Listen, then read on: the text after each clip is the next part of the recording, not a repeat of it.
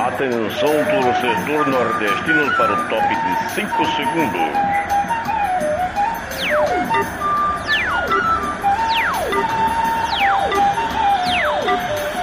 Sanhauá Produções e Sintonia Esportiva apresentam no ar Firula e Rapadura, um podcast sobre futebol e Nordeste.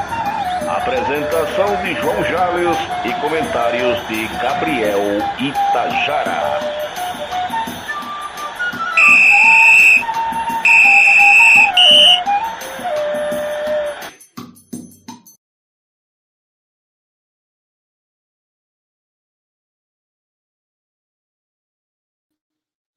Vamos chegando, galera! Bom dia, boa tarde, boa noite. Saudações nordestinas para você, querido ouvinte, que nos acompanha aqui com o ouvido coladinho na Sintonia Esportiva, a Sintonia Campeã. Vamos para mais um Firula e Rapadura, um podcast sobre futebol e Nordeste.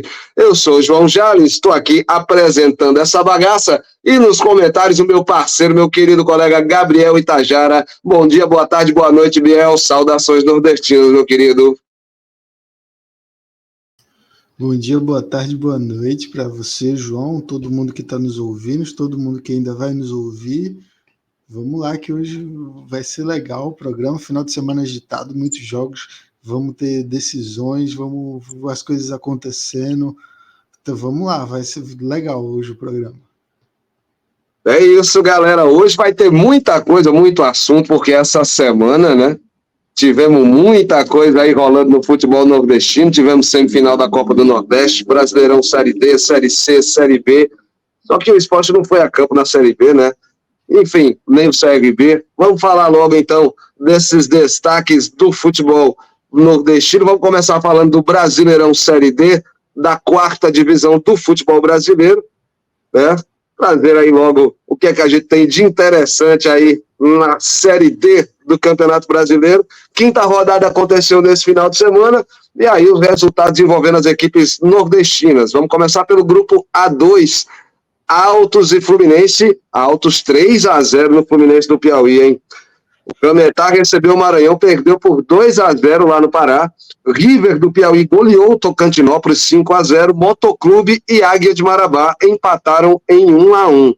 Destaque aí para o Altos, bela atuação do Altos e do River, né? 2 placares elásticos, River 5-0.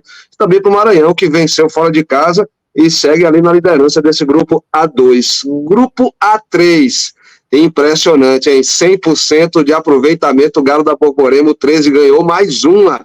Fora de casa, foi lá, visitou o Atlético Cearense, meteu 2-0.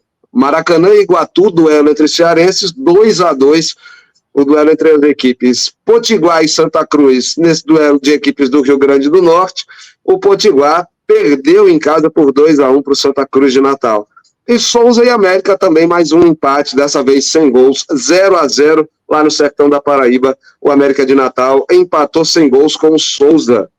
Grupo A4, Petrolina venceu o Retrô por 3-1, cara. CSE de Alagoas recebeu a Jacuipense e perdeu por 2-1. Juazeirense e Água de Arapiraca empataram em 1-1 na Bahia. E Itabaiana e Sergipe, clássico sergipano, 0-0, empate sem gols.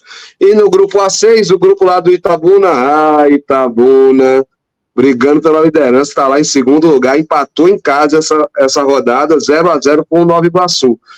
Destaques dessa Série D, olha, 100% de aproveitamento para o Galo, desse jeito o 13 sobe esse ano, hein, Biel?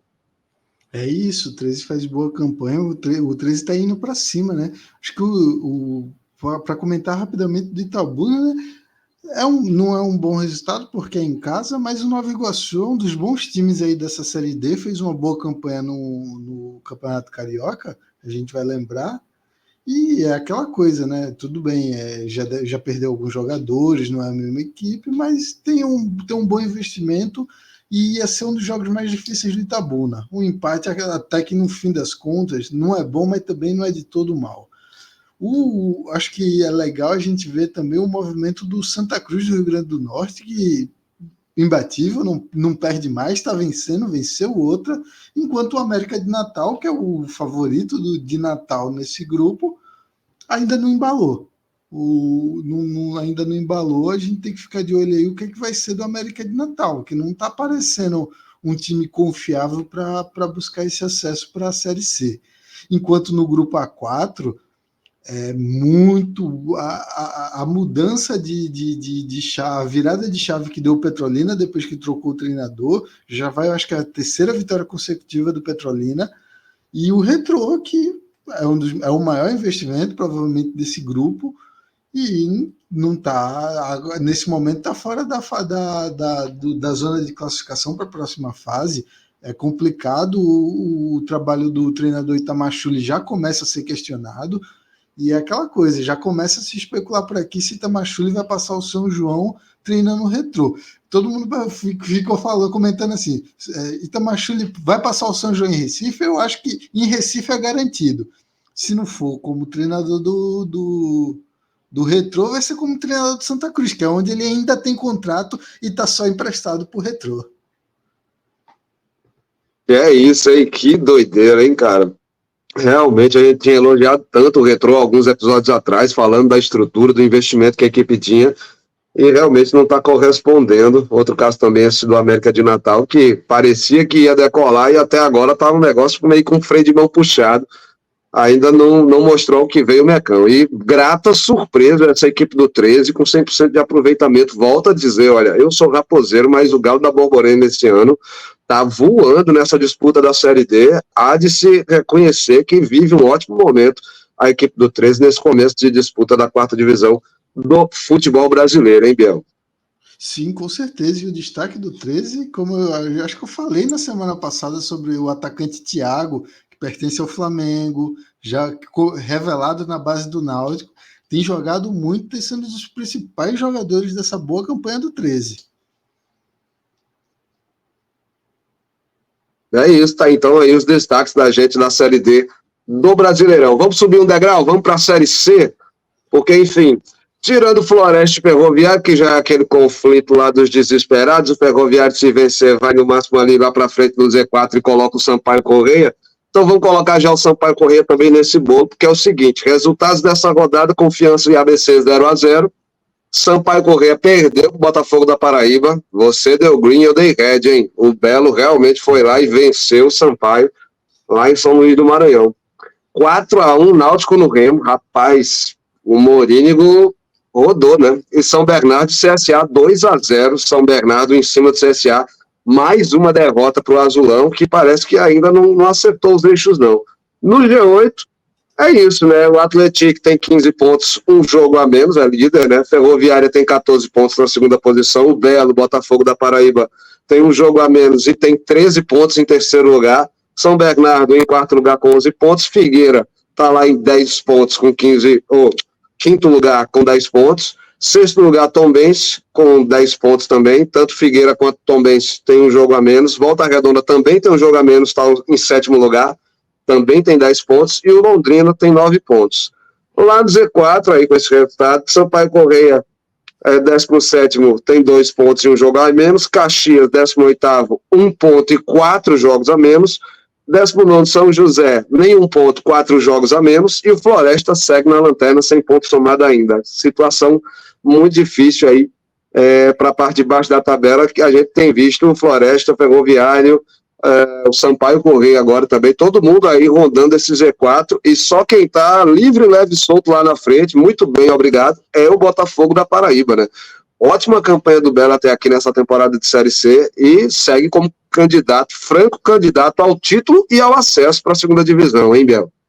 Exatamente. Eu, quando tô vendo o Botafogo da Paraíba, eu não sei se eu tô vendo o Botafogo ou o Bayer Leverkusen do Xabi Alonso. O negócio tá bonito, assim, assim, brincadeiras à parte, obviamente, tá jogando bem. O time se acertou, tá arrumadinho, tá conseguindo. Encaixou. E Série C, a gente falou semana passada, é encaixe.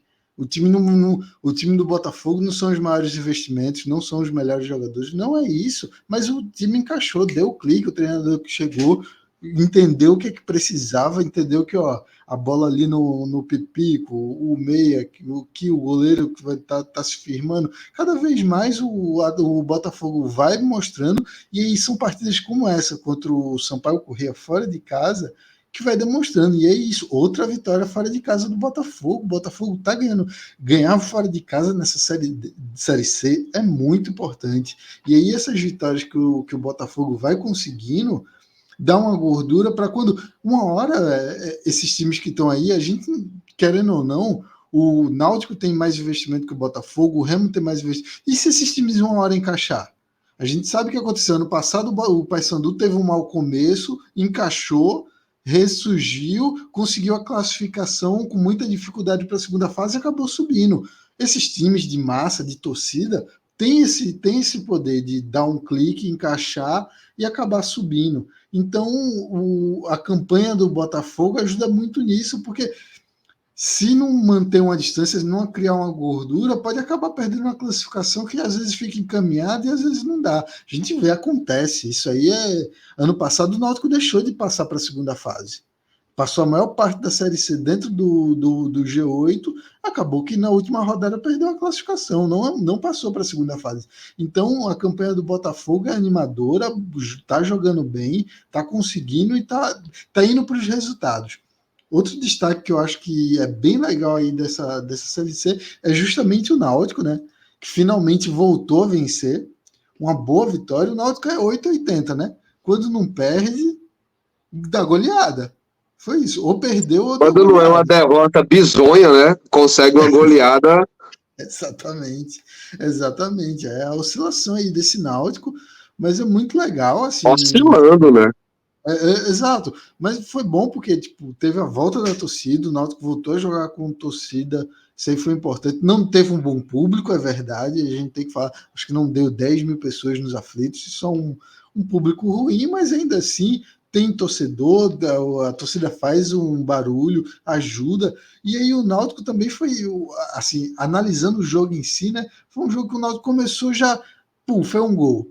Aí, logo depois que faz um gol, o jogador do Remo é expulso. Acabou que quando o jogador do Remo é expulso, muda completamente a história da partida. Qualquer possibilidade do Remo de reagir é dificultada, e aí o Náutico vai, consegue um gol, ainda sofre outro, mas no segundo tempo mete mais dois e domina o jogo com uma tranquilidade incrível e com destaque para o atacante Paulo Sérgio, marcou 2 gols na partida de hoje, já vai encostando ali no Jonathan Jesus, na artilharia da Série C, e é isolado o artilheiro do Náutico na temporada. Paulo Sérgio aí fazendo um bom ano pelo Náutico, ele envolto de... E você já tinha falado dele, já tinha elogiado o Paulo Sérgio nesse elenco do Náutico, dizia que tinha muito potencial e agora está começando a render fruto, né, Biel? Exatamente, ele é um jogador experiente, é da base do Flamengo, ele nunca se firmou nos grandes times do Brasil, mas nas séries C, nos times de menor expressão, no Operário, ele teve boas temporadas no Operário há pouco tempo atrás, ele nos últimos anos tem mostrado uma veia artilheira. Acho que o pior ano dele foi justamente o ano passado, que ele sofreu com muitas lesões no ABC e acabou não performando tão bem, e aí gerou muitas desconfianças em relação ao nome dele. Ele jogou a Série B pelo ABC, né, no ano passado, que o ABC caiu, e aí no ABC, que deu tudo errado para o ABC ano passado, naquela Série B, né, que a gente lembra que foi o pior time da competição, não tinha muito o que ver. E aí, quando ele desce esse degrau para a Série C, joga no Náutico, tá bem desde o começo e vai se firmando aí, jogando muito bem e fazendo os gols, que é importante para manter ele no time titular, porque tem o Bruno Mezenga ali, que é outra contratação de peso para a posição dele, foi contratado e não vai querer dar espaço. Sabe que se perder vaga, o Bruno Mezenga pode entrar e acabar tomando a posição dele. Exatamente, já vi o Bruno Mezenga ser decisivo em outros elencos, e aí ele pode estar justamente só à espreita aí de uma queda de novo, de uma oscilação do Paulo Sérgio para voltar a figurar nesse time titular. Então, de fato, é uma relação que todos, no fim das contas, ganham, né? A competitividade sadia pela posição e o time também começa a evoluir, dar resultados, começa a render frutos também nessa disputa. Só uma coisinha do Náutico, a gente teve no fim da partida o goleiro Wagner, ele anunciou que ele estava saindo do Náutico. Ele acabou a partida, na entrevista para a rádio, naquele pós-jogo, ainda dentro de campo, ele disse, estou fazendo minha última partida pelo Náutico, é um goleiro que vem sofrendo com muitas lesões, teve falhou no jogo contra o Volta Redonda, né? A torcida ficou meio na bronca com ele, acabou poupado uma partida, tá sentindo muitas dores no joelho, e ele disse que queria um tempo para descansar, tá com muitas dores no joelho, disse que estava tomando remédio até para treinar. Quando o jogador chega na fase de tomar remédio não só para jogar, né, tá até para treinar, o negócio está complicado. E aí o Náutico já está encaminhando o Lucas Maticoli do Novo Hamburgo, e aí vários nomes foram especulados também para ser goleiro titular do Náutico. Um deles foi Dalton, goleiro do Botafogo da Paraíba.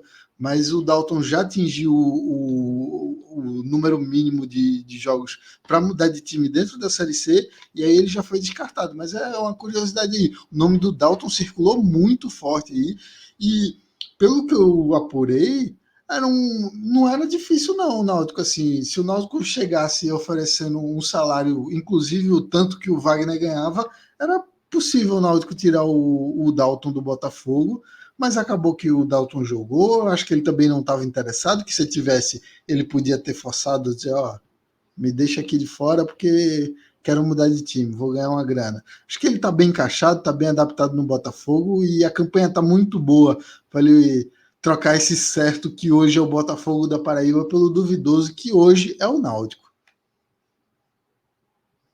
É isso, exatamente. Vamos então subir mais um degrau, vamos falar rapidinho, porque dos 3 nordestinos da Série B, só o Vozão foi a campo, né? CRB e Sport estavam envolvidos na semifinal da Copa do Nordeste. Ceará venceu por 2-1 a Chapecoense em casa, na capital cearense. É importante esse resultado para o Ceará, que sobe aí para a 6ª posição, tem aí 12 pontos conquistados nesse momento o Vozão, e começa de novo, né? O time do Mancini começa a engrenar de novo, começa a mostrar alguma reação. Começou meio ruim essa disputa na Série B, mas já começa a mostrar essa retomada de uma certa maneira também, né, Biel? Exatamente, esse foi o jogo que não foi nem um bom jogo, né? Assim, o Ceará encontrou dificuldades, teve momentos de dificuldade, o gol foi mais para o final da partida, acho que foi o Saulo Mineiro que fez o gol da vitória num pênalti. É um momento do Ceará que mais importante do que qualquer coisa é conseguir os 3 pontos. O Ceará tem que conquistar as vitórias, começou naquela empate em casa, não perde, não consegue emplacar as vitórias, e agora que está conseguindo vencer as partidas, vai começando a encaixar, principalmente jogadores, né, os caras que vêm de lesão, o encaixe da formação do Wagner Mancini aí, o Eric Puga, que perdeu algumas partidas, voltando e sendo importante novamente para o Ceará. Acho que o Ceará está nesse momento precisa isso, encaixar o time, deixar o time mais equilibrado possível e ir conquistando os 3 pontos. Vai jogando com a torcida do Vasco se acostumou a falar quando o time ganhava as partidas jogando Uma mal, rodada de cada vez, né? Jogando o ugly ball, aquele futebol feio. Não pensa aquela jogada bonitinha, trabalhada, cruzamento, não. É o Wagner Mancini ball, o ugly ball do Ceará vai sendo eficiente nesse momento e vai conseguindo. Uma roda, como você fala, uma rodada de cada vez. Vai uma rodada de cada vez e vai nesse futebol feio, com bons jogadores. O futebol não é bonito, mas os jogadores são bons. O Lourenço está jogando muita bola, Eric Puga está jogando muita bola, o Recalde tem ressurgido nesse time do Ceará, o Barceló também tem ressurgido, que não começaram tão bem sua jornada pelo Ceará e agora começam a evoluir. Isso daí é bem legal de ver. O time que ainda não encaixou, o futebol coletivo do Ceará é que ainda tá faltando. Tá faltando. Mas na individualidade e no encaixe, principalmente defensivo, que eu acho que é onde esse Ceará está conseguindo dar esses passos adiante, que vai ser importante, porque o importante é conquistar pontos, porque não tem outra opção. O Ceará precisa subir. É questão financeira. Não, o Ceará vive uma crise financeira. O rival tá lá, tá muita distância. Se passar outro ano na Série B, é muito complicado para a vida financeira do Ceará. É isso, né? Muito bem, tá dito então. Nós não vamos falar de Série A primeiro, porque a gente teve aí essas 2 semanas, né, de rodadas que foram adiadas por conta da catástrofe climática do Rio Grande do Sul, e nesse próximo fim de semana a gente volta a ter os jogos do Brasileirão Série A. Então, Fortaleza, Vitória e Bahia voltam a campo só nessa próxima semana pela Série A do Brasileirão. Mas o Vitória folgou essa semana, esse fim de semana, né? Não teve nenhum jogo, não teve Brasileirão.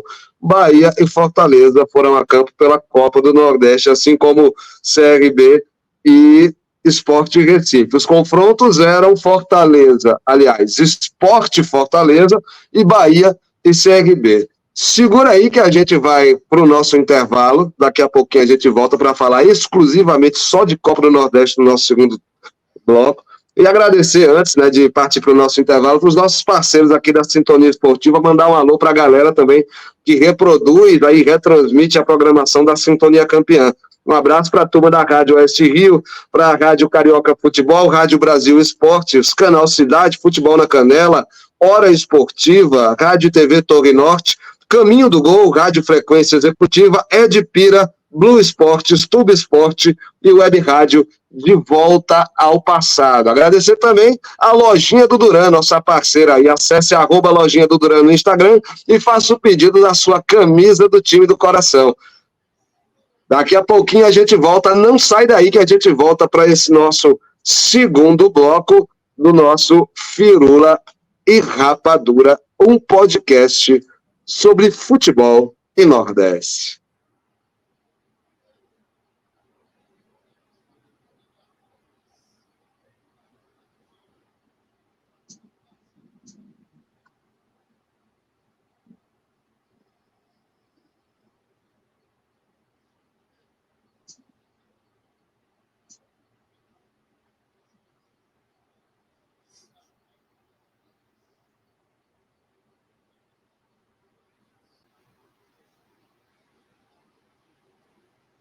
Voltamos para o segundo bloco do meu, do seu, do nosso Firula e Rapadura, um podcast sobre futebol e Nordeste. Eu sou o João Jales e estou aqui com o meu parceiro Gabriel Itajara nos comentários. Segundo bloco na intermediária, hora da gente começar a falar da mais prestigiada competição regional do futebol brasileiro. Vamos falar de Lampions, vamos falar de Copa do Nordeste, Nordestão, seja lá como você, querido ouvinte, gosta de chamar. É hora da gente falar da Copa do Nordeste, porque temos já definidos os finalistas aí da competição. Lion e Galo da Pajuçara estão na final. Fortaleza e CRB se encontram aí na final, na decisão da Copa do Nordeste. E vamos repercutir as semifinais, né? A gente teve aí os dois confrontos.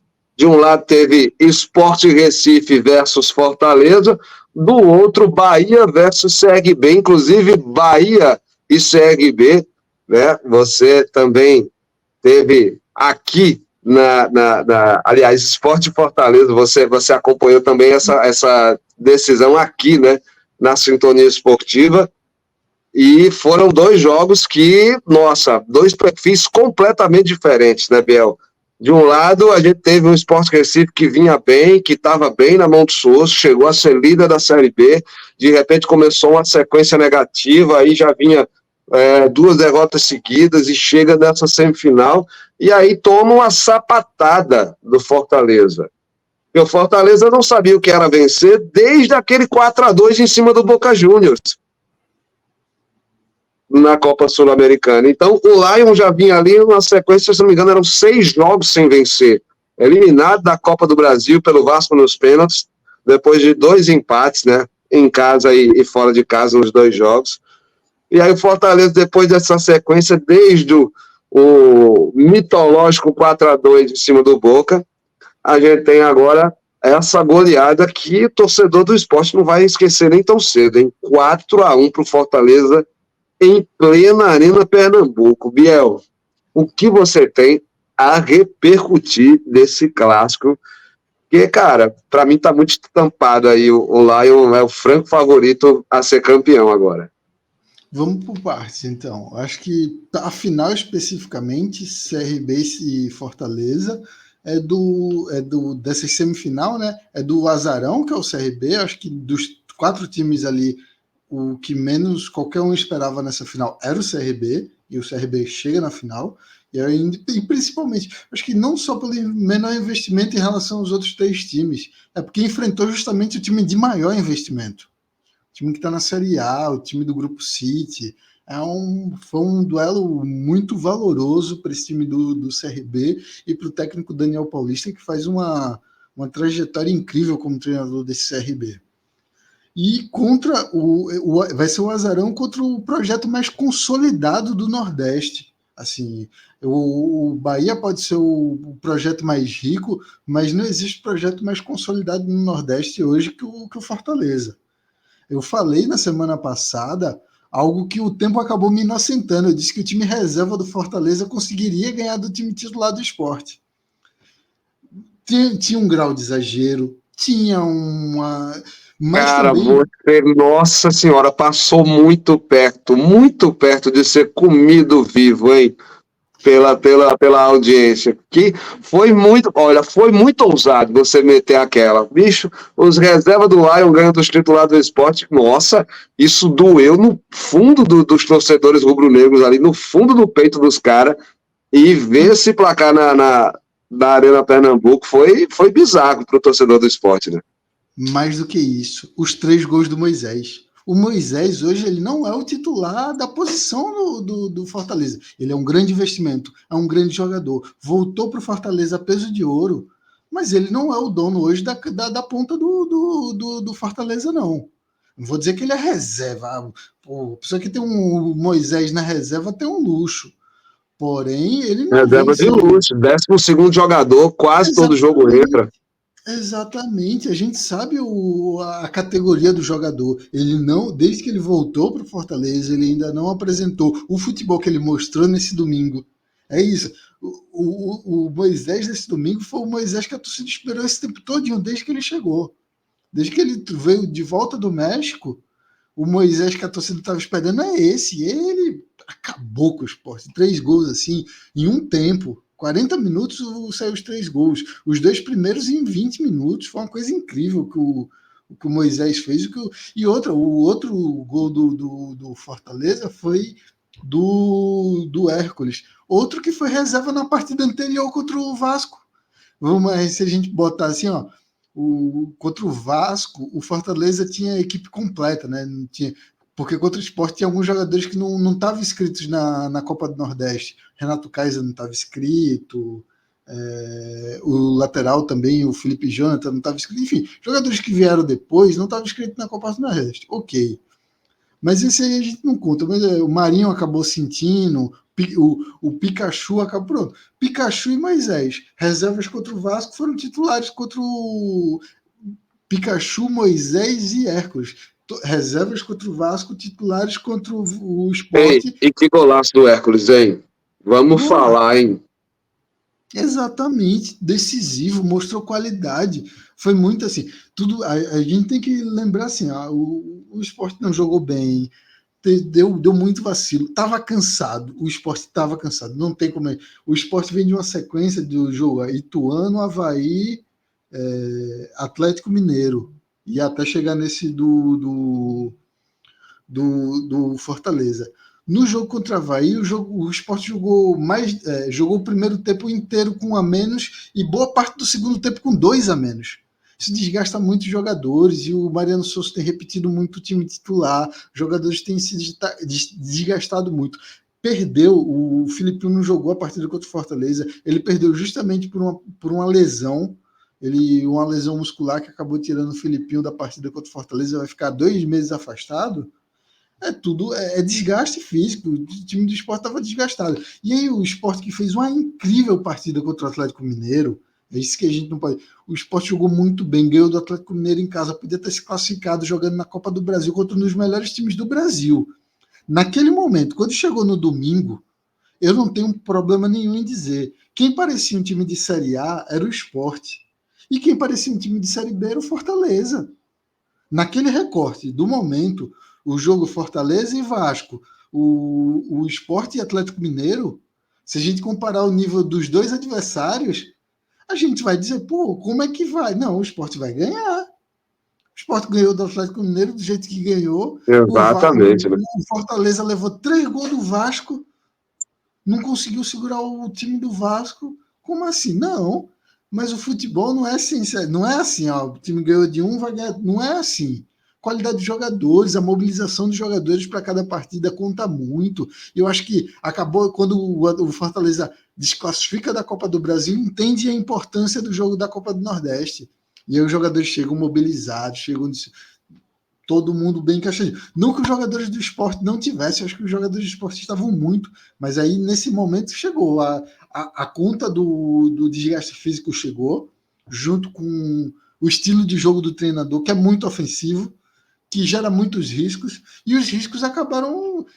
É o preço de quem joga nesse tipo. O esporte tem esse tipo de oscilação. O Mariano Souza ganhou mais do que empatou ou perdeu, mas quando perdeu, acabou perdendo de muito. Acabou perdendo de formas que não agrada a torcida, deixa aquele grau de desconfiança, mas é o estilo de futebol. O cara quer jogar para frente, o cara quer jogar ofensivo. Tem o preço. Esse tipo de oscilação, esse tipo de desempenho abaixo do setor defensivo é normal quando você está se aplicando para ter esse tipo de futebol com o tipo de orçamento que você tem, com o nível que você tem. Uma coisa você enfrenta, tudo bem, que contra o Atlético Mineiro deu certo, mas foi um grau físico, uma disposição que era impossível o esporte jogar na quarta contra o Atlético, naquela intensidade, e jogar no domingo contra o Fortaleza na mesma intensidade. Não dava. É outro nível de jogadores. A gente entende por que o Moisés não estava sendo titular, mas a gente olha para a partida e a gente vê a ótima partida que o Barleta fez contra o Atlético e a partida mais fraca que ele fez contra o Fortaleza. E aí a gente entende por que o Moisés está na Série A e o Barleta está na Série B. São dois ótimos jogadores, assim, eu estou comparando, assim, mas pelo estilo de jogo, são pontas que têm habilidade, que têm bons chutes, mas tem um nível diferente, são ambos jogadores caros, tá? Não vamos iludir que o Barleta não é um jogador caro. Jogador caro para a Série B. Vai decidir muito jogo. Eu acredito que Barleta vai decidir jogo para o esporte. Jogou muito bem contra o Atlético Mineiro. Decidiu o jogo contra o Atlético Mineiro. O gol da vitória foi dele. Então, assim, mas são níveis diferentes, e é isso que demonstra, e o futebol, o campo demonstrou isso, escancarou. Deu um choque, é até duro falar isso sobre o esporte, mas deu um choque de realidade. Não tem como disputar esse grau de intensidade no ritmo que o esporte estava tendo no calendário. Agora é só foco na Série B. Acho muito difícil o esporte voltar a sofrer uma goleada dessa, de verdade. Nem contra o Santos. Acho difícil de verdade. Na Série B, eu acho difícil o esporte acabar. Porque aí tem mais tempo de descanso, dá para rodar mais o elenco, alguns jogadores que não daria para entrar contra o Fortaleza, dá para entrar contra outros jogos e descansa mais a equipe, vai ter mais contratações no restante da temporada. Mas é o que aconteceu com o Fortaleza, com o esporte. A história do esporte nessa temporada é isso. Quando perdeu, acabou sendo goleado. Foi assim contra o Retrô, foi assim agora contra o. Foi aquele massacre que sofreu contra o Atlético Mineiro fora de casa, que acabou. Por quê? Porque foi para cima, porque tentou, e é difícil. É difícil. Mas é bom, eu gosto. Como não é meu time, a gente sempre se anima, né? Eu acho saudável. Eu gosto de um estilo de futebol para frente e eu acho que o Mariano Souza está fazendo um bom trabalho. Enquanto do lado do Fortaleza, o Vojvoda tem um trabalho consolidado, né? O trabalho do Vojvoda circulando o time, fez esse time rodar todinho.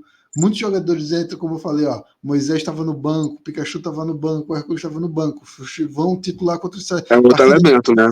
Gestão de elenco. Que o Sosso, você acabou de falar que ele repete muitas escalações, enquanto o Vojvoda tem essa coisa de girar mais o elenco. Porque tem o elenco. Eu acho que tem uma diferença do número de peças. O Vojvoda, ele até mexe no elenco, ele até mexe nos jogadores, mas são específicos. Tem alguns jogadores que a gente sabe, ó, o Alan Ruiz e o Tite Ortiz, dois estrangeiros, são os jogadores que ficam ali circulando entre titular e reserva. O Barleta, a maior parte do tempo, ele estava sendo reserva do Lucas Lima, que estava jogando na ponta. Aí o Sport jogava com Romarinho numa ponta, Lucas Lima na outra, Alan Ruiz e Gustavo Coutinho. Aí ficava ali Barleta e Tite Ortiz. Aí Barleta entra no time titular, no lugar do Alan Ruiz. Aí fica... Esses daí são os jogadores titulares de sempre. Acho que os que conseguem ser o 12º titular. Mas eu estou falando de dois jogadores do setor ofensivo. O Fortaleza tem Moisés, tem Pikachu, é Marinho, é Hércules, tem muito jogador que entra. Tem o Tite, que não foi titular no outro jogo, foi titular nesse. Tem elenco. Acho que até no gol, o goleiro reserva do Fortaleza é o Santos. O goleiro que com passagem de seleção brasileira. Se até no gol as Estava no Flamengo até um dia desse, né? Exatamente. Com certeza. Eu acredito que o salário do Santos no Fortaleza deve ser maior do que o maior salário que o Sport paga hoje. Acredito com alguma tranquilidade, tá? Mais uma declaração aí bombástica.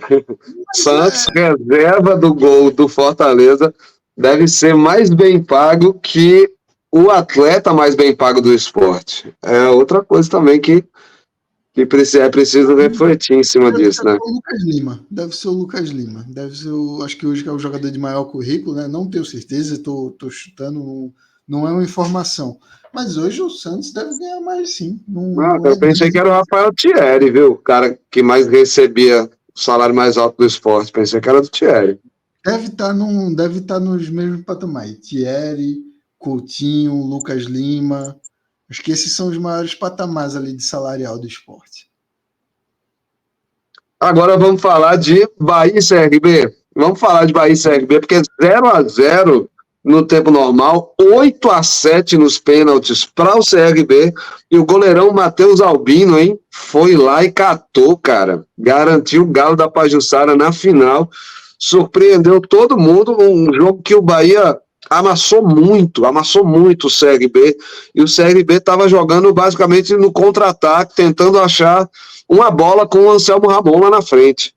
E aí essa bola não apareceu, o técnico Daniel Paulista mexeu muito na equipe, mas não tirou o Anselmo Ramon, e no fim das contas ele fez algumas alterações ali, pensando também no cansaço e na batida de pênalti da galera.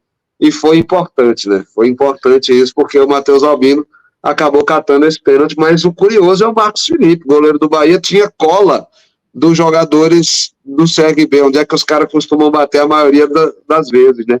E ele errou todas as 8, tomou os 8, sabe? Então, assim, queria saber de você também um pouco da sua avaliação desse duelo entre Bahia e CRB, porque, enfim, a gente estava aqui dizendo que era amplo favorito Bahia, Grupo City, é o primo Manchester City, tem muito dinheiro, um super elenco, um super técnico que é o Rogério Ceni, e aí sucumbe diante de um CRB sem muitas grandes estrelas, mas com um cara lá na frente do calibre de Anselmo Ramon, que se vacilar e a bola cair no pé dele, ele é decisivo. E a estrela e a sorte do goleiro Matheus Albino, né? Que acabou catando o pênalti e levou o CRB para essa final. E aí, Biel, o que você achou dessa outra semifinal de Bahia e CRB? Histórico, foi emblemático. O que o CRB conseguiu fazer foi uma coisa assim que para marcar, né? Acho que marcou a carreira agora do Daniel Paulista, marcando a carreira desses jogadores, do Matheus Albino, né? Que já tinha se destacado na outra disputa de pênalti, né? Que quando o CRB ultrapassou ali o Botafogo da Paraíba, né? Que o Pipico perdeu um pênalti, o Matheus Albino também fez uma boa partida na classificação do CRB. É isso, né? O CRB faz história. Como eu falei, desses 4 times, com certeza o menor orçamento. Não, novamente, eu falei, acho que nos 2, 3 programas atrás, que o CRB é um time de bom elenco, de bons jogadores, de bons investimentos. O CRB não é inocente aí, não. Não tá de bobeira. Mas a gente não pode exagerar. O nível, inclusive o nível orçamentário, até comparando com o Sport, é menor, e avalie contra o Fortaleza e o Bahia. Então acaba dando uma dimensão maior ainda para o feito do CRB, para o feito do Daniel Paulista e para todos esses jogadores do CRB. Não sei se você acompanhou nas redes sociais que saiu os bastidores da vitória do CRB na página do CRB, e aí mostrou um pouco da pré-eleção do Daniel Paulista, dele falando que o time tinha que, na pegada desde o começo, tem que estar mordendo, tem que ir para cima, tem que mostrar, tinha que deixar desconfortável a partida para o Bahia. E foi isso que o Daniel Paulista conseguiu, que os jogadores entenderam. Os jogadores estavam muito mobilizados, estavam muito dispostos a entrar para a história. E aí aconteceu, foi muito bonito, assim, é a história mais bonita, assim, eu não tinha como ficar mais legal, assim, lógico, seria muito massa um Bahia e Fortaleza na final, seriam os 2 melhores projetos, mas é muito simbólico e muito bonito para o futebol nordestino o CRB nessa final. Eu acho que é valoroso, a gente tem que valorizar, a gente tem que entender qual é o tamanho do feito desse CRB 2024. A gente tem que entender, porque que é um time que tá com dificuldades ainda na Série B, ainda não engrenou na Série B. Foi o campeão alagoano, é um time que sobra em Alagoas hoje, não tem comparação, mas está com dificuldade na Série B e está chegando numa final da Copa do Nordeste com uma boa campanha na fase de grupos, aí passa por um Botafogo da Paraíba nos pênaltis. O Botafogo da Paraíba está demonstrando seu valor agora nesse final do primeiro semestre. Aí passa pelo Bahia, que é o maior investimento do Nordeste, e agora vai enfrentar o trabalho mais consolidado do Nordeste. Então não tem muito o que fazer, não. Assim, vai ser o trabalho de mobilização do Daniel Paulista vai ser parecido. Acho que a preleção dele vai ser muito parecida de explicar isso. Ó, vamos ter que morder do começo ao fim. Só que do outro lado vai ter outro estilo de jogo. O estilo do Vojvoda não é estilo do Rogério Ceni. Vai ser o Vojvoda, ele se sente mais confortável nesse tipo de desconforto que o CRB sabe gerar do que o Bahia de Rogério Ceni. E aí que a gente vai ver o que vai acontecer. Vamos esperar. Assim, vai ser um negócio difícil, vai ser 2 equipes muito preparadas. Eu acho que o grau de mobilização nesse momento do CRB vai lá para o alto, mas o Fortaleza precisa dar respostas nessa temporada. Precisa dar resposta. Foi eliminado na Copa do Brasil, não fez um bom primeiro semestre, inclusive na Copa do Nordeste, teve muitas dificuldades na Copa do Nordeste, Fortaleza, teve dificuldade no Cearense, então... Perdeu a final, né, para o Ceará, né, não conseguiu a conquista lá chegou um momento na temporada que o Fortaleza não ganhava de ninguém que fosse acima da Série D, estava perdendo, empatando para times da Série C, B e A. Sempre que pegava alguém aí desse ciclo, estava perdendo. Então, o negócio ficou assim, opa, o que é que está acontecendo? Mas aí está se reencontrando, está mostrando. O jogo contra o Sport foi essa demonstração que esse time do Fortaleza não está morto. E agora vamos ver, né? Final é final, a gente sabe que é jogo único, importante jogo único, mas vamos ver o que é que vai dar aí. Eu acredito muito que uma surpresa pode acontecer. O que fez esse CRB aí é um time que mostra a personalidade, que tem capacidade de vencer um grande time como esse Fortaleza. É isso, né? Ficar nessa expectativa. Inclusive, nesta quarta-feira, o Fortaleza volta a campo pela agenda da Copa Sul-Americana, né? A última rodada da fase de grupos da Sula. E aí o Fortaleza enfrenta o Sportivo Trinidense na Arena Castelão, em Fortaleza. E ficar por dentro também qual vai ser esse desfecho, né? O Fortaleza já garantiu a classificação para a próxima fase e resta saber se vai ser de fato em primeiro para ir direto para as oitavas ou se vai ainda para o playoff com o terceiro colocado dos grupos lá da Libertadores. Eu acho que o Fortaleza passa direto, quem vai lá para os playoffs vai ser o Boca nesse grupo do Lion, hein? Ficar nessa expectativa. Tu acha também, Biel? Também. Esse aí tá mais encaminhado. Bem mais encaminhado, né? O que ainda não está encaminhado, aliás, é relacionado aos direitos de transmissão, cara, da Copa do Nordeste, porque ano que vem os direitos de transmissão, no fim de 2005, acabam, né, o contrato lá com o SBT, o Nosso Futebol e a ESPN, que tem aí direitos de transmissão da Copa do Nordeste atualmente. E aí o que é que rola? A Globo achou interessante novamente a audiência da Copa do Nordeste nessa edição e despertou de novo esse interesse em voltar a transmitir jogos da Copa do Nordeste. Então, provavelmente, a gente pode ter aí a Globo pleiteando entrar no contrato aí da transmissão, dos direitos de transmissão para 2026. Isso se ela não resolver tentar fazer alguma manobra antes e comprar parte dos direitos de quem já tem essa prerrogativa já ainda em 2025. Não sei se é possível dentro dos contratos de SBT, ESPN, Nosso Futebol, mas enfim, o fato é, a Globo demonstrou interesse depois desse sucesso de audiência dessa Copa do Nordeste 2024 e está pensando novamente em buscar aí os direitos de transmissão para transmitir a Lampions. Biel, eu não sei não, viu, cara? O que é que você acha? Assim, eu não imagino como a Globo trataria o produto Copa do Nordeste, porque quando a Copa do Nordeste foi tratada como produto pelo Esporte Interativo, a gente viu uma coisa fora de série, assim. A Copa do Nordeste, ela tinha um tratamento semelhante à Champions League. Vamos e convenhamos. Eu acho que a gente tinha um nível de produção do produto Copa do Nordeste, além do tempo do Esporte Interativo, que era gigantesco. E aí passa pelo TNT Esportes, esse direito de transmissão ali na ESPN, SBT hoje, mais recente, o Nosso Futebol também chegando. Como você avalia, de novo, essa volta e esse retorno ao interesse da Globo para transmitir a Copa do Nordeste? O interesse da Globo, eu acho que, principalmente nesse final de semana, acaba sendo natural. Não existiu, nesse último final de semana, jogo mais importante e interessante no Brasil do que Sport Fortaleza. Não teve. No Brasil, não teve um jogo mais importante e mais interessante para se assistir.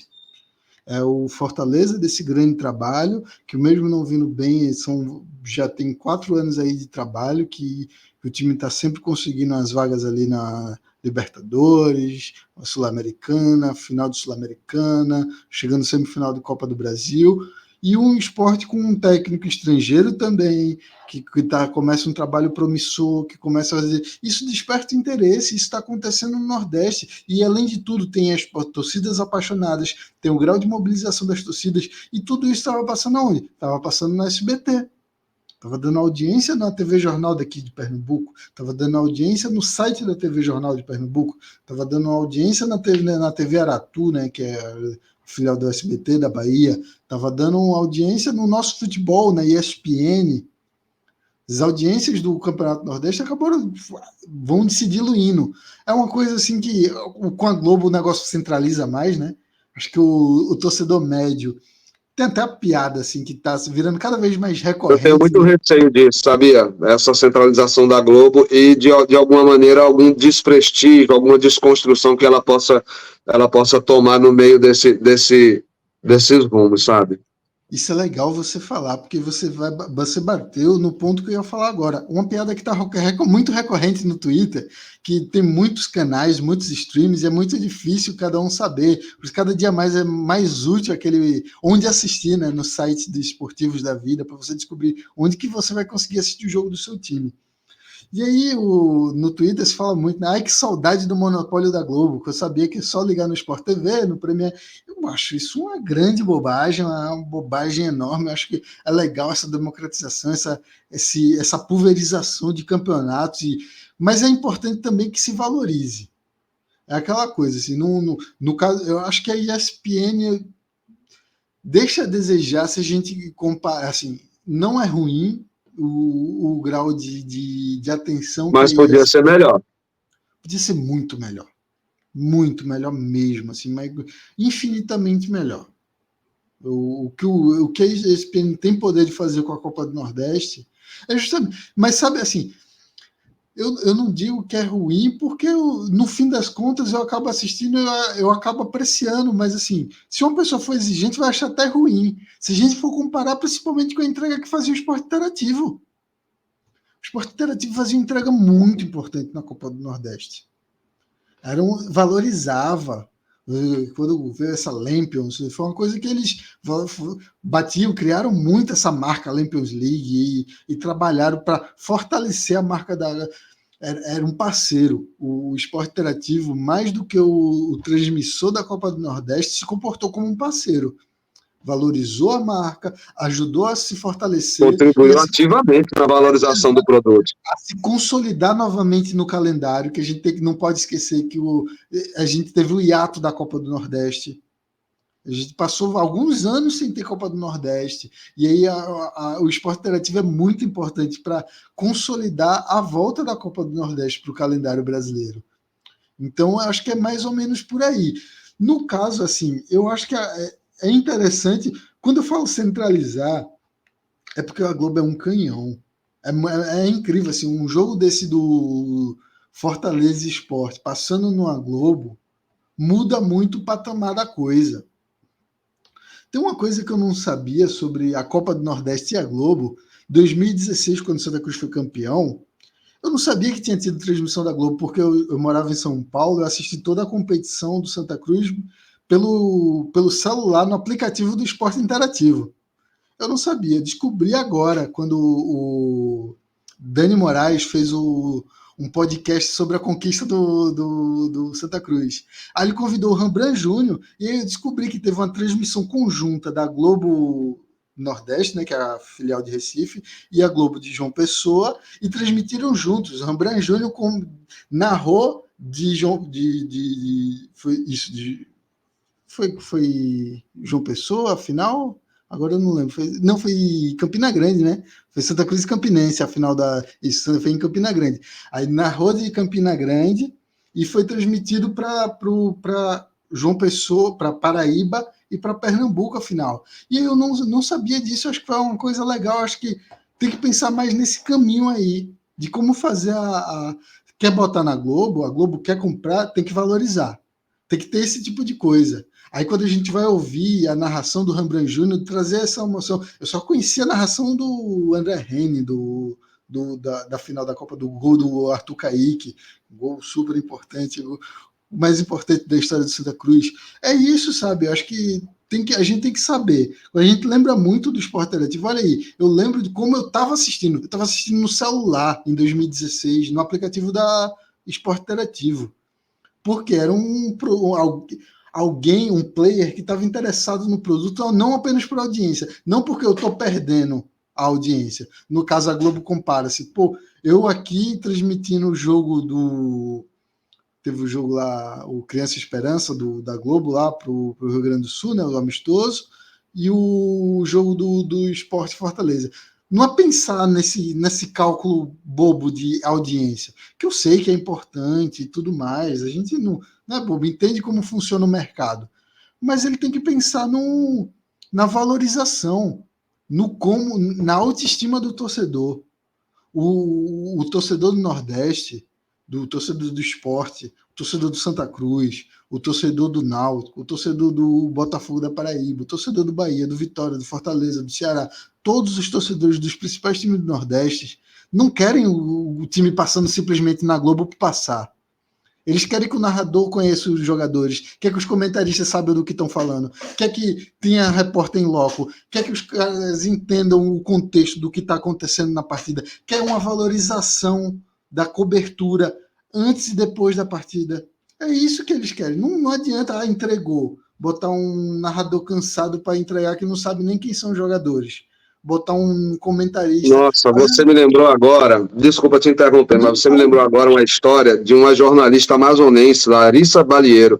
Ela estava falando no Twitter há alguns dias, justamente essa coisa, Flamengo e Amazonas disputando na terceira fase da Copa do Brasil, e aí a maioria dos veículos falavam desse duelo que acontecia na Arena Amazônica, a Arena do Amazonas, disseram todos os nomes possíveis e imagináveis, mas não chamava a Arena da Amazônia, não acertava o nome do estádio.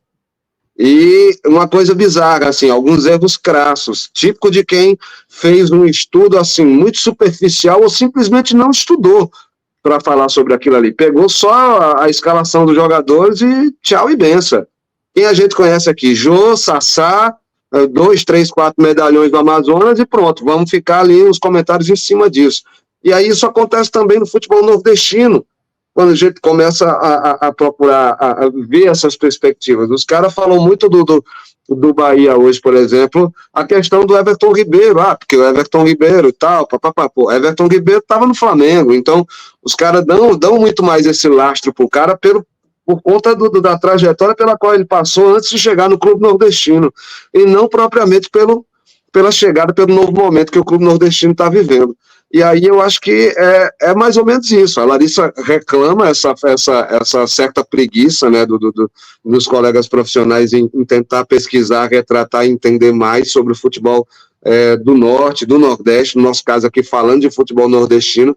E é isso, né? A gente só quer que o nosso produto seja valorizado, porque é muito em cima disso, assim, não adianta você pegar, comprar, adquirir os direitos de transmissão e trazer um produto completamente vazio, você não estudou aquilo ali, você não prestou atenção no que a gente ia precisar, e agora que a gente chega nesse estágio de valorização e tudo mais, que a audiência está aí bombando e tudo mais, aí você mostra esse interesse.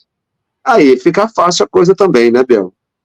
Exatamente, exatamente. A gente cansou de ver. Quando a gente tinha um jogo de algum time de pernambucano, por exemplo, na Série A, que ia ter transmissão nacional, a gente via alguns figurões do comentário da Globo, que a gente via claramente que não tinha capacidade de comentar uma partida do time pernambucano, que não conhecia os jogadores, que vinham decorados, sabe? Pediam uma dica para outros comentaristas, lá, diz aí um cara que é bom, aí o cara dá a colinha e o cara fica repetindo. O comentarista fica lá, repetindo. Enquanto, aí, até para não ser injusto, e falando até da Globo, acho que a Globo tem um comentarista que eu, não um, né, tem vários ótimos comentaristas, mas tem um que eu acho que eu posso destacar, o Cabral Neto. Cabral Neto ele tem uma capacidade de estudo, de entender os times de jogadores dos campeonatos que ele cobre, que é a Série B e Série A, mas eu incluo a Série C, que ele conhece, é muito conhecedor, que é gente que estuda, que são comentaristas estudiosos, que entendem, que buscam. Eu acho que é mais ou menos por aí. É buscar esse tipo de comentarista, é buscar esse tipo de narradores, é buscar esse tipo de gente. E eu acho que não só nisso, né? Eu acho que esses profissionais eles acabam estando na ponta. Acho que a alma da transmissão tem muito mais coisa. Tem toda uma envelopagem por fora, que eu acho que esse é o tipo de coisa. Se a Globo quer chegar aqui, eu acho que é isso que eles têm que entregar. Tem que entregar um produto muito bem envelopado para poder dizer, ó, eu quero o monopólio, mas eu estou te entregando isso, né? Me dá porque eu sou a mamãe e eu gosto de tudo, eu quero ter tudo. Porque daqui a pouco eles vão largar de novo. E aí, se larga de novo, como é que a gente fica? Que a gente, tá, beleza, é bom na ESPN, é bom no SBT. Exatamente, né? Se os caras chegam, adquirem e depois sucateiam o negócio, vai passar um jogo, 2 jogos por rodada, e o resto da competição a gente não tem acesso, não consegue ver por outras plataformas, os caras não vão rodar pelo GE Globo, não vão rodar por canal de YouTube nenhum, nem fica ali morto ali, se perde porque não compramos direito de transmissão, mas a gente só se interessa passar jogos de, sei lá, Ceará Fortaleza, Bahia Vitória, Esporte Santa Cruz e Náutico, pronto. Esses 7 times são a única coisa que nos interessa, e aí, se for um Altos e Botafogo, se tem um América de Natal e um 13, esses jogos simplesmente serão descartados. E isso contribui para a depreciação do produto, né, Biel? Exatamente. Não tem jeito, não. É isso então, galera. Eu acho que nós vamos finalizando esse nosso segundo bloco por aqui. Daqui a pouquinho a gente volta aí para o nosso terceiro e último bloco para trazer mais conteúdo, só que dessa vez vamos para os nossos palpites da semana aí, trazer uma lista com todos os jogos interessantes envolvendo equipes nordestinas para esses próximos dias ao longo da semana. Não sai daí que a gente volta já já. Pirula e Rapadura, um podcast sobre futebol e Nordeste.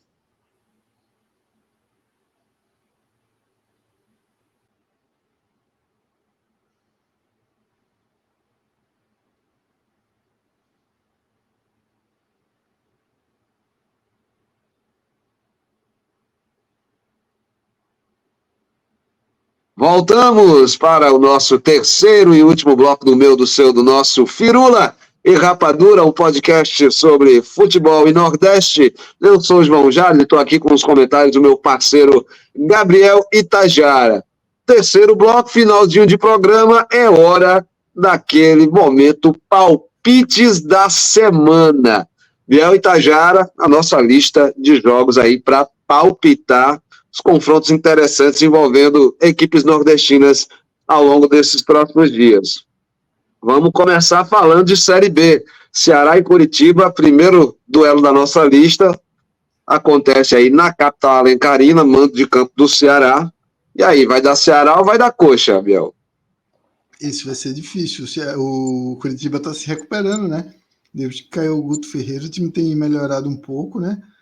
Acho que vai dar Ceará mesmo assim. O Glibol do Wagner Mancini vai dar resultado mais uma vez. Aquele 1-0 deles é um chorado.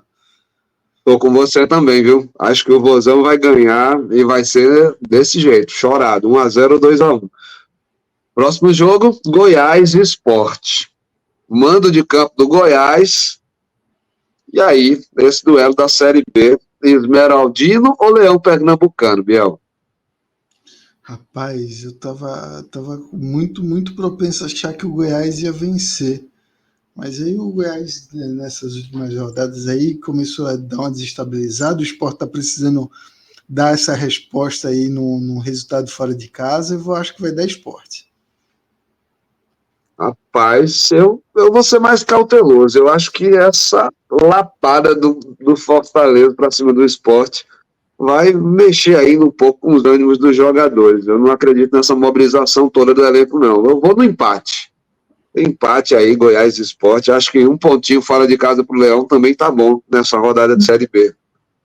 Próximo duelo. Duelo de rubro-negros.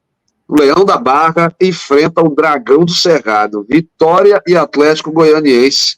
Rodada do Brasileirão. E aí? Vitória consegue seu primeiro triunfo jogando nessa Série A de 2024?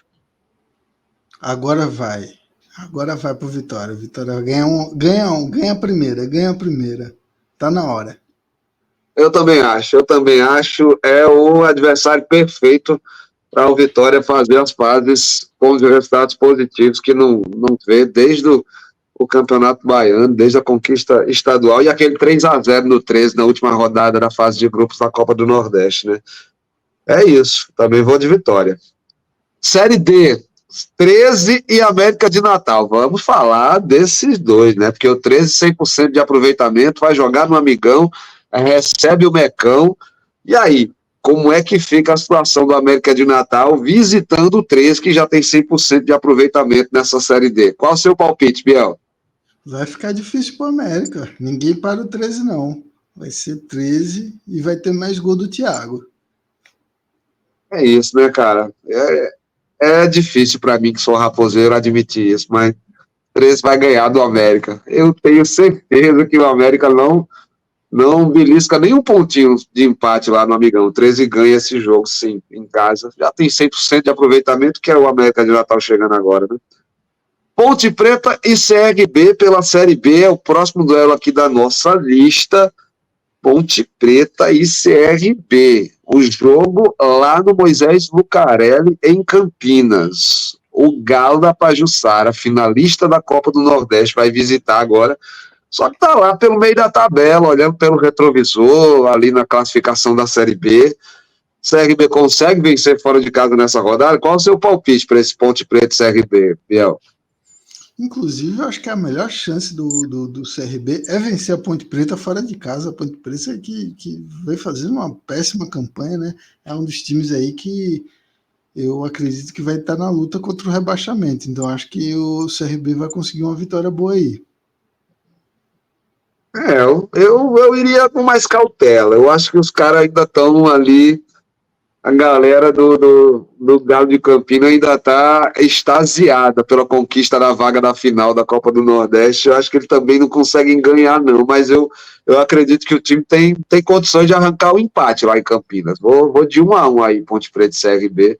Gol do Anselmo Ramon aí para o Alvirrubro. Vamos falar de Série A agora. Finalmente, voltamos a falar de jogos da Série A. Próximo fim de semana tem rodada da Série A. Vamos falar de Atlético Mineiro e Bahia. E aí? Atlético Mineiro e Bahia. O Galo recebe o Bahia lá em Belo Horizonte. Qual o seu palpite, Biel? Vai dar Galo. Essa não tem jeito, não. Essa eu queria que não fosse, mas acho que vai dar Galo.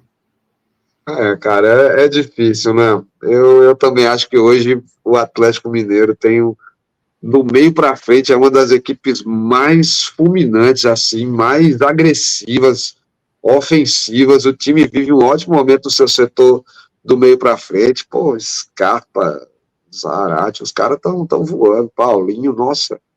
Eu vou de Galo também. Vou colar com você. Me perdoe, Bahia, mas esse jogo fora de casa vai dar Galo.